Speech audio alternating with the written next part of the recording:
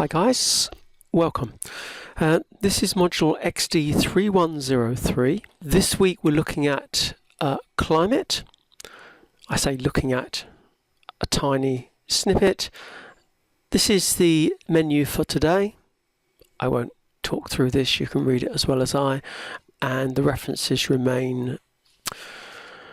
Okay, first we need to think a little bit just about terms that we bandy around. So there's a difference between weather and climate. Weather is what we experience every day. It's the sun, it's the rain, it's how windy it is, how cold it is. The parameters of weather are inherently short-term and inherently variable.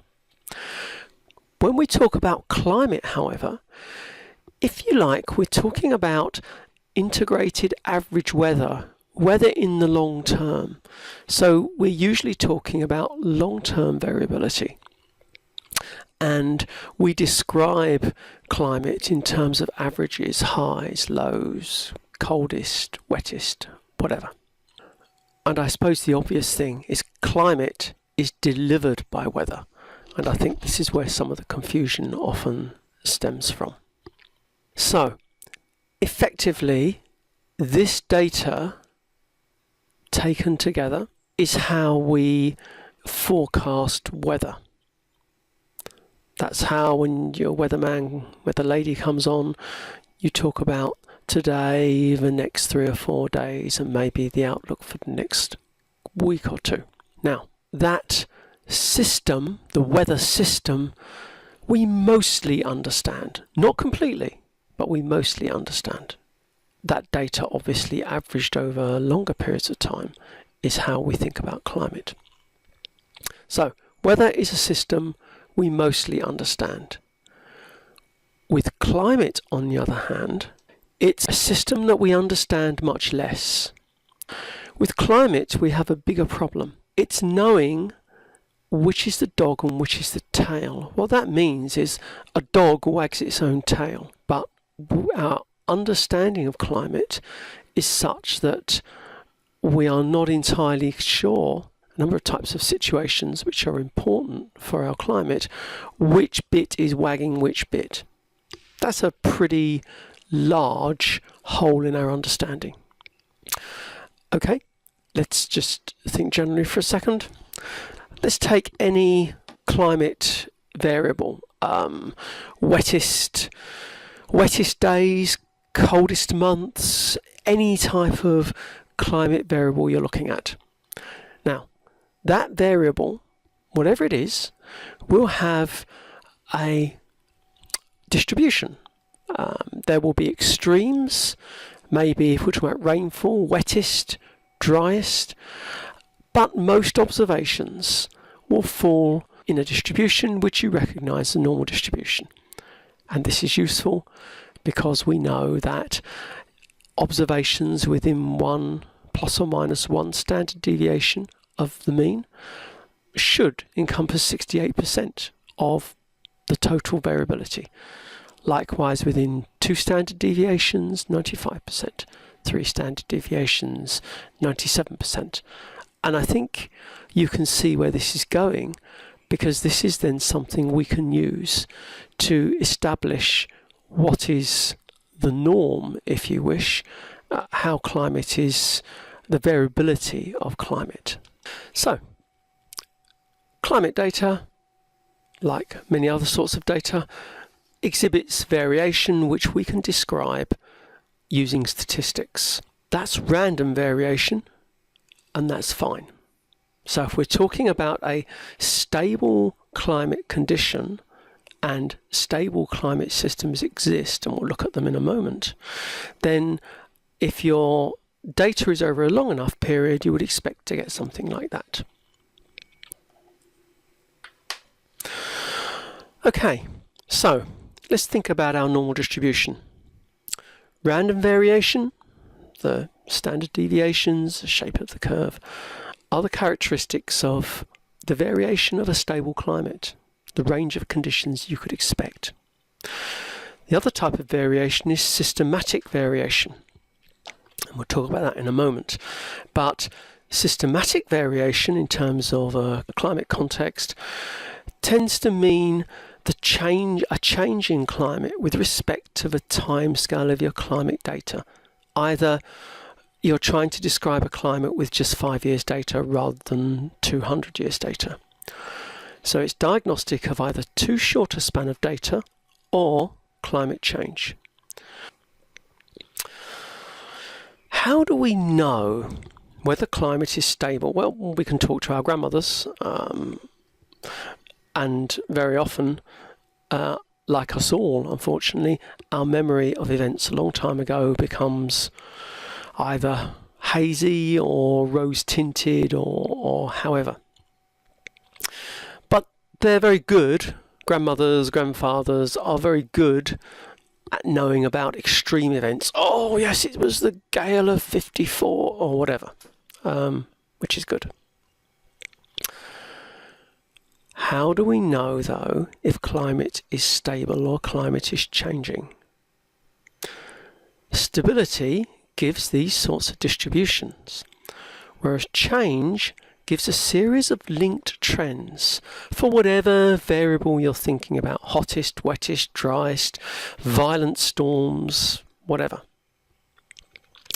And the way that sort of thing presents is, if this is our standard normal distribution for a stable state, if the climate's getting hotter, for instance, then maybe you're going to get many, many more events at the extremes, the hot end, if this is temperature of distribution, and many, many fewer events at this end of the distribution.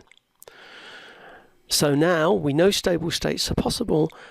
Movement between them is also possible, and it's the nature of that movement which is going to take up quite a bit of this lecture. Okay, let's imagine this is our data for the last 200 years for another place. It can be droughts, it can be rainfall, it can be temperature, any climate variable you want. Now, what is the scenario if there is a change? And we probably won't know there's been a change till after it's occurred. But how will we know? Okay. The situation is that this is, on the left, our original, if you like, our stable climate. The climate which has changed but you don't know it yet. And this line on the right is the new climate. So, as we just pointed out, if you think about it statistically, if the weather is now dictated by this new climate on the right, for this new climate, the 3 standard deviations, this is normal and expected for this climate. But if you interpret this new distribution of weather with respect to this old distribution, then suddenly you're going to be getting statistically significant events, because things which are at this end of the new distribution, so at 99%, so there's maybe a 1% sort of chance that it would happen. If you interpret it with respect to the old distribution, you're talking 5, 6 standard deviations, like almost never. And likewise, under the new distribution, actually in the new climate you don't get this weather which you would have got in the old climate. Okay, so what you do to look at climate, and particularly to identify whether there is change, is you plot whatever climate variable you're looking at with time. Okay, before we go on and do that plot, let's think a little bit about climate stability, or steady state, climate stable states. So this is maybe a plot of temperature in the vertical, just as one climate variable. You could choose any of them. And basically one can imagine if the temperature cools down, this is a stable state in the bottom of the well. If climate cools down, you start moving up this line, but then maybe temperatures increase again and you drop back into there. This would be called a reversible transition, and equally it may heat and fall back. Note though, the rate of change is different. The rate of change with heating is steeper than in this particular random example than the rate of change of cooling, and that rate changes with cooling. You can see you've got one slope here, another slope there. But nonetheless, within this box, within panel A, this is reversible. Unfortunately, that's not quite the way it is. Our understanding now is more similar to panel B. So we have the panel A here in panel B. What we are now establishing though is that change is not always reversible. So the climate cools, and traditionally it was thought then, well, if climate warms, then automatically we just drop back there. But we now understand there are things called tipping points, where if you cool beyond that point, actually the stable state is no longer there, but in this case here. So even if the temperature drops back again, the stable state has changed. So this might be some sort of warmer interglacial. This might be a cooler interglacial, or maybe even a glaciation. And likewise, whatever climate variable we've got here, we've just talked about temperature rising, could drop into another stable state. So this is how we thought it was. This is how it is.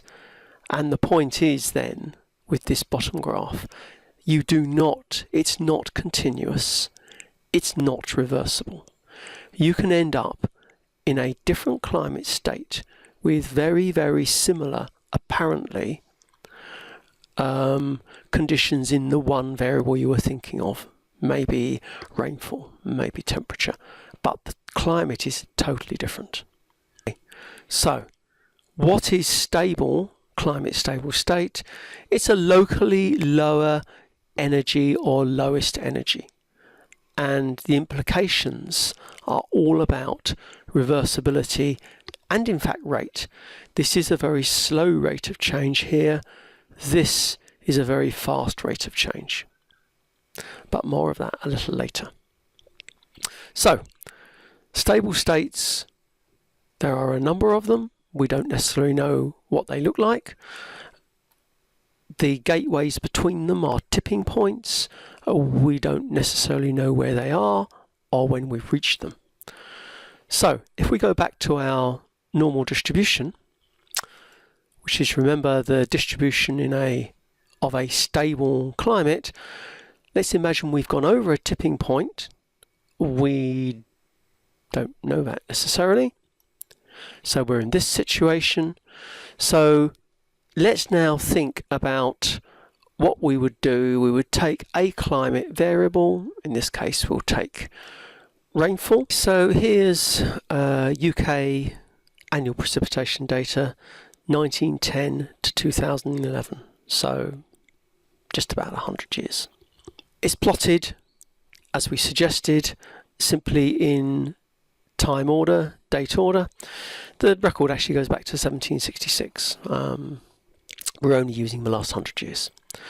Now, is there any change in this data? Well, looking at this, you do have a very, very slight gradient there, but r squared 0.0056.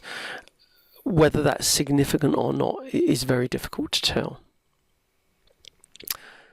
However, if we look at the 6 highest years in this record, you might notice that 4 of them are within the last 15 years. Now that's interesting. Could you make a statement yet? Is this just random, our standard deviation, or is it actually a second distribution? That's definitely interesting, but I wouldn't want to say, yes, we've gone over a climate tipping point. Remember, this data goes to 2011. So, let's add the last 3 years' data. 2012 was 1330 up here. 2011 was, what was it? 1131, so above average. 2014 was 1300. So suddenly, in the last 15 years, we've got the 6 highest years now in the last 15 years. This is now significant. Now I'm using a simple variable here, annual rainfall. Often it's subtlety. It's about heaviest rainfall or the way it's delivered or whatever, wettest, driest. And we'll look at that more in a moment. We talked about wettest, driest. Let's continue on that theme. This is 1866 to 2009. And it's UK rainfall again, except this time it's rainfall events which are greater than 200 millimetres, given that the annual type of rainfall in the UK is maybe 400 millimetres, about half a large proportion of annual rainfall in one event. The first thing to note, there's only 19 points in that, oh goodness, 150 years of record-ish. So there's only a few points over a large series of records, a large time space of records. Now, if we look at each of these peaks, then is a very unusual event. If we look at these unusual events, 1, 2, 3 of the highest of these freakily high events in the last 60 years, and we have a curve going up. Because these points are themselves freakish events, this becomes more significant. And again, if you add the 2012 and 2013 years, you find 2 more of these freakish events up here in this record. So again, I would say that both of these were potential evidence that in the UK they have crossed a tipping point, simply because of the distribution with time on this curve. Okay, let's go back to rainfall, and we can use rainfall, we can use data like this in 2 different ways. We were looking for whether there had been a change before. We can also use data to validate our understanding of the situation. So this is again UK rain data. This is spring rainfall. Good analysis is usually based on knowledge. It's seldom entirely random. You either know what to expect, or you're looking for something based on other evidence. Now, the way the UK climate works is springtime is one of the high rainfall delivery periods. So rather than looking at just, as we were in the last few slides, UK rainfall total, we're now going to look just at spring rainfall. And this is the UK situation. Again, there's a slight line here. Basically, I would read that as saying no change. I'm not seeing extremes at either end of the record or anything like that. The structure of data is important, and change can be quite subtle, and you have to look for it. Okay, let's now look at this set of data, which is an extract again from the same UK rainfall data we've been using, and again this is springtime data, but this time from a local area of the UK, East Anglia. We'll look at, it's the bit that sticks out toward Europe, but we'll look at that in a moment. And again, pretty much no effect. It doesn't seem to be extremities anywhere. However, if we put those last two sets of data together, this is the East Anglia data, the yellow, the orange is the UK data. You can see that there does seem to be a difference between these two data sets. That is, this one appears to have a lot less springtime rainfall than this one. So we now haven't got change at either end of the record. This is analysis within the record. And yes, actually, this would suggest that East Anglia is drier than the rest of the UK. And if we do the stats for that, our T statistic that we've calculated for a null hypothesis that there is no difference is -15. The T critical values for whether the two are different or whether one is actually drier are both very much less than that. This is actually calculated at 95%. This tells you that East Anglia is very, very significantly drier than the rest of the country.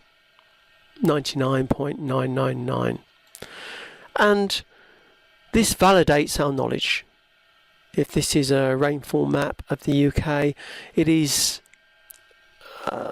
very, very well known that the eastern part of the country is in the rain shadow of high land and mountains to the west, and the west is where all the rainfall comes from.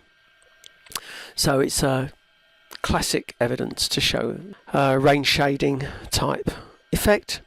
And if we did the same analysis in Singapore, we would find that the east of Singapore and the north of Singapore are significantly drier than the west of Singapore.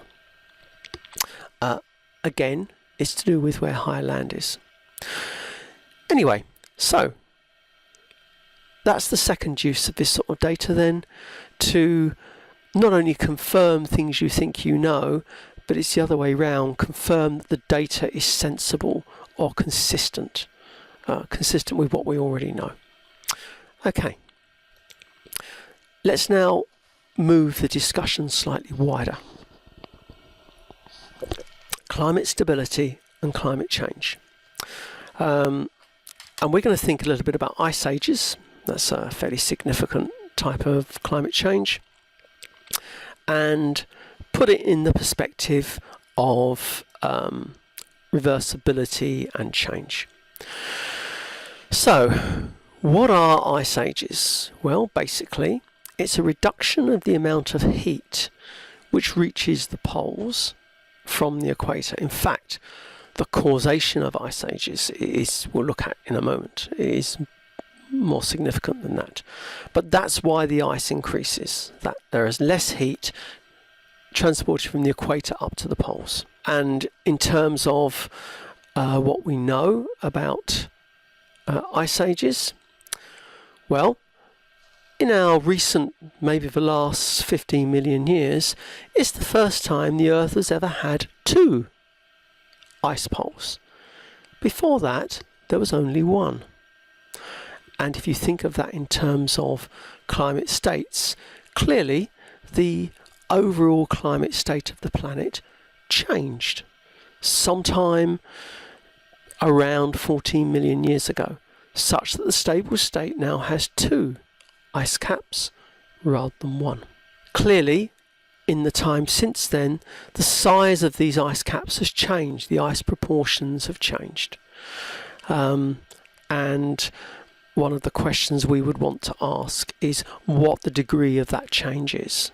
However, we must also think about the rapidity of these events.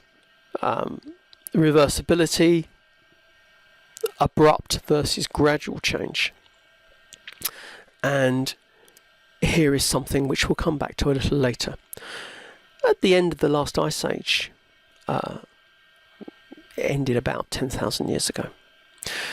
There is now very, very good evidence indeed, because it used to be thought that it took thousands of years for these things to happen. So the slope here will be very, very slow, very shallow. There's now good evidence that the change from tundra, which is frozen ground, to temperate took place in less than 100 years. 30 to 70 years. That's a human lifetime. So that's actually pretty abrupt. And we're going to think a little bit later about what the implications are of the dynamics of what we now know about ice ages, for instance, in terms of reversibility and the speed or pace at which they occur. Anyway, I would like to introduce here, before we look at more broadly at climate, a piece of work which we'll look at in detail in about 15-20 minutes time. This is a model of the way that the thermohaline circulation works, and later in the lecture we'll talk about that. I'm talking about this now, or mentioning it now, simply because the ice age onset is determined by how much water, how much heat actually gets from the equator to the poles, and that's determined by the thermohaline circulation. And it's a three-tier plot, so we've got atmospheric carbon dioxide concentration along this axis, we have the rate of increase of carbon dioxide concentration along this axis, and this is a unit of how much water is moving in the system, how much water is being carried. It's in sieverts, we'll talk about that in a moment. And you can see that there is a dual state here. You have a state up here where the amount of water on this top plateau is turning over, there's lots of water turning over, you're at low carbon dioxide concentrations, and if you're at the high end, the most active part of the circulation, carbon dioxide is not increasing very much, so it's stable. But as carbon dioxide increases in terms of concentration, we come along this, and the rate of change increases, we actually move from there in this direction.